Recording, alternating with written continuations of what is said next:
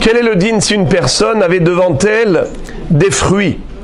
Elle en a pris un, elle a fait la bracha de Boré Peri Haetz. Et à ce moment-là, le fruit est tombé de sa main et se trouve dans une situation où il ne peut plus le manger, ce fruit. Soit parce qu'il s'est sali, il est tombé dans un endroit très sale, ou bien il a disparu, tombé par exemple dans des égouts, je ne sais où. Quel est le din maintenant lorsqu'il veut manger d'autres fruits? Est-ce qu'il a besoin de recommencer la bracha, ou bien la bracha qu'il a récitée déjà sur le fruit précédent, la quitte pour tous les fruits? Alors, rappelons déjà la règle générale. Lorsque nous avons des fruits de tout genre, et on fait la bracha de Boré Peri Haetz, et à ce moment-là, on avait l'intention de manger qu'un seul fruit, ou only, que ce fruit, pas plus. Alors dans ce cas-là, si j'ai changé d'avis, alors il faut refaire la bracha, parce que je pensais manger qu'un seul, je ne voulais pas quitter les autres. J'ai changé d'avis, je veux maintenant manger, alors je dois refaire la bracha. Mais si je n'avais pas de... non, la bracha harona, on ne la recommence pas. Je parle de Boré Peri Haetz, parce que une seule bracha harona suffira pour tout ce que j'ai mangé. Je parle de la bracha rishona, la première bénédiction. Boré Peri Haetz, alors en effet, je devrais recommencer parce que je n'avais pas pensé à quitter les autres fruits. Mais si j'ai pensé à quitter les autres fruits, ou bien même si j'avais aucune intention, j'étais ce qu'on appelle dans une intention neutre. En hébreu, ça s'appelle stam. Stam, ça veut dire, il n'avait aucune intention ni positive, ni négative, il avait une pensée neutre. Alors, étant donné que cet homme, quand il a commencé à manger, il s'est laissé la possibilité de continuer. Il n'a pas mis un frein. Il n'a pas un régime spécial que le médecin lui a dit, vous mangez qu'un seul fruit et pas deux. Donc, on sait très bien que l'homme commence à manger et l'appétit vient en mangeant. Donc, même si au début, il n'avait pas la kavana spéciale d'acquitter les autres fruits, tout est acquitté automatiquement. Très bien. Mais ça, c'est juste lorsqu'il a fait la bracha et qu'il a mangé le premier fruit qu'il a fait la bracha. Mais dans notre cas à nous, c'est qu'il n'a même pas mangé le premier fruit sur lequel il a fait la bracha, car le fruit est tombé. C'est pour cela qu'on pose la question maintenant. Est-ce que maintenant qu'il va prendre un deuxième fruit, est-ce qu'il va devoir refaire la bracha, oui ou non? Alors le Shulchan Aruch nous dit qu'en effet, oui, il faut refaire la bracha sur le deuxième fruit, et il doit dire Baruch Shem Kevod Malchuto Leolam Vaed, parce qu'il a fait une bracha levatala, étant donné que le premier fruit sur lequel il avait fait la bénédiction est tombé, il ne va pas le manger. Alors maintenant, il va devoir refaire la bracha sur un autre, eh bien il a fait une bracha en vain. Il faut qu'il dise, pour en quelque sorte réparer la bracha levatala, qu'il dise Baruch Shem Kevod Malchuto Leolam Vaed. Mais la question se pose, je ne comprends pas. S'il avait fait la bracha sur un premier fruit, même s'il n'avait pas une intention particulière de manger les autres, on a dit il acquitte tous les fruits. À plus forte raison s'il avait l'intention de les manger.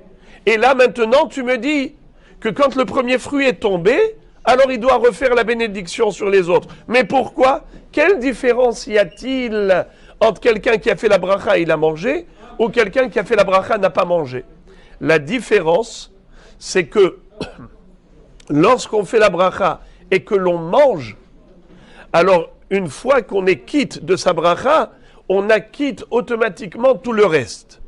Parce qu'on est déjà quitte par rapport à ce qu'on a déjà fait comme bracha sur un fruit.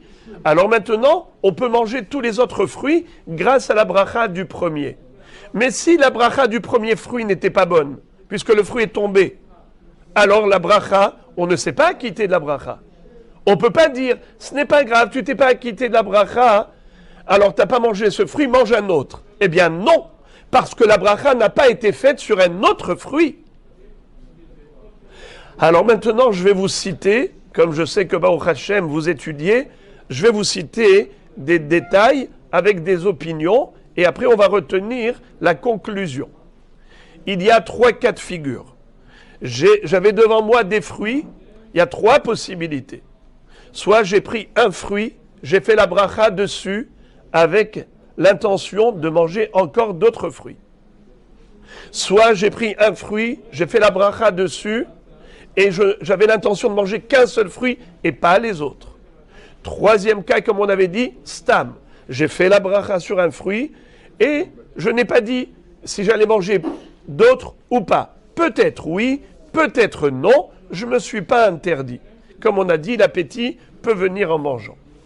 Dans ce cas, quand j'ai pris le fruit et il est tombé par terre, d'accord? Maintenant, il n'est plus mangeable.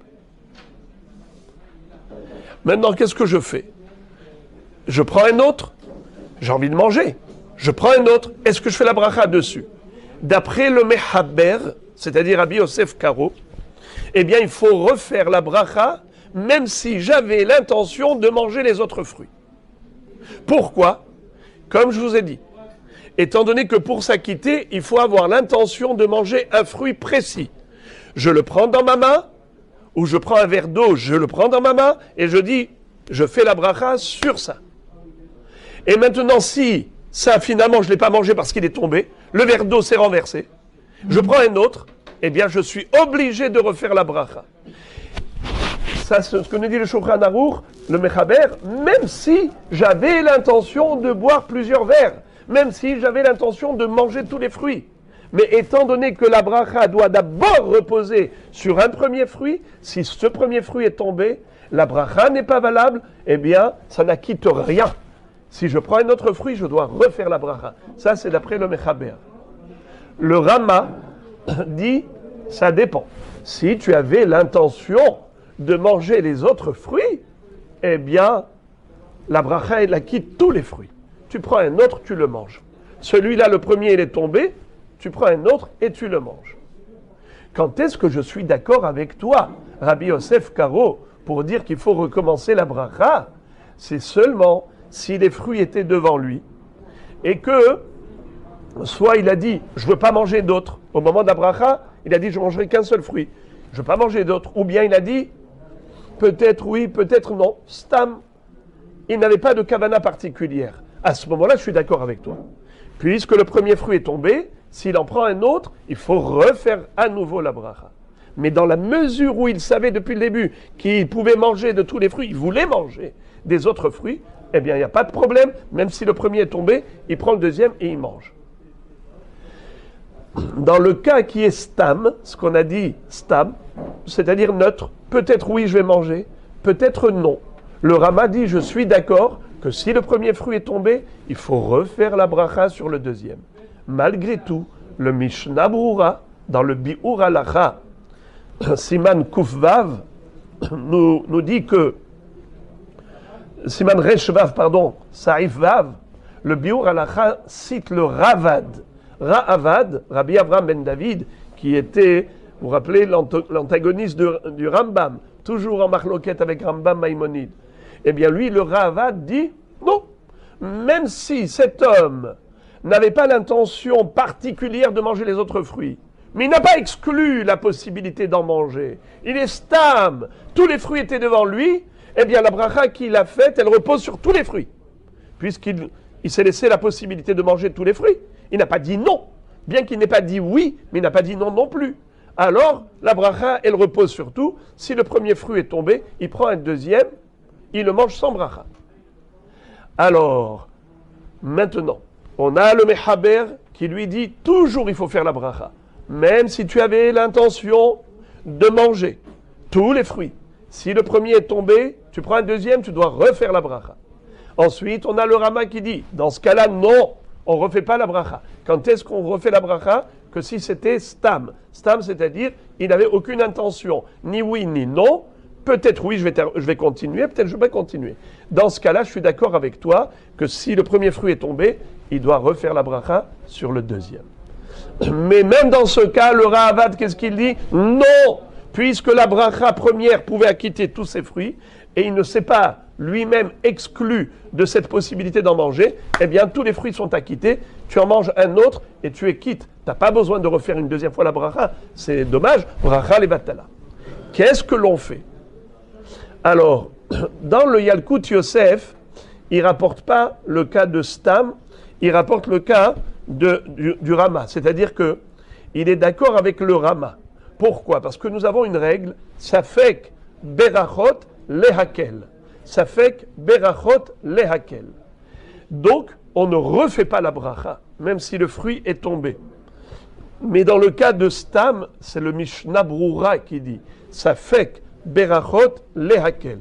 Et nous avons une règle que lui-même, le Rav Ovadia Yosef Zatzal, rapporte plusieurs fois en disant que quand les poskim sont contre le Shulchan Aruch par rapport à une bracha, c'est-à-dire que le Shulchan Aruch dit il faut faire la bracha, et d'autres poskim disent non, il ne faut pas recommencer la bracha, étant donné que mentionner le nom d'Akadosh Baruch Hu en vain, c'est très grave, comme disent Rachamim, Ha'olam nizda'za alotissa.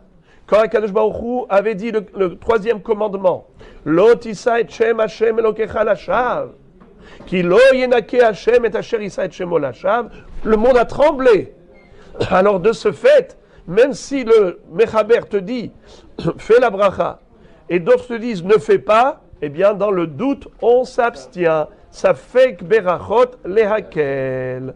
Donc le seul cas où on va devoir recommencer la bracha, c'est le cas où tout le monde est d'accord. Ça veut dire, quand le bonhomme avait pris un fruit, il a fait la bracha, il a dit, je ne mangerai que ce fruit. Je ne mangerai pas d'autre. Et après, il a changé d'avis. Évidemment que s'il a changé d'avis, puisqu'il n'avait pas acquitté les autres fruits avec cette bracha, alors il va devoir refaire la bénédiction. Sinon, en temps normal, il prend un autre fruit et il s'acquitte avec la bracha première qu'il avait faite sur le fruit qui est tombé. Bruchim tiyu.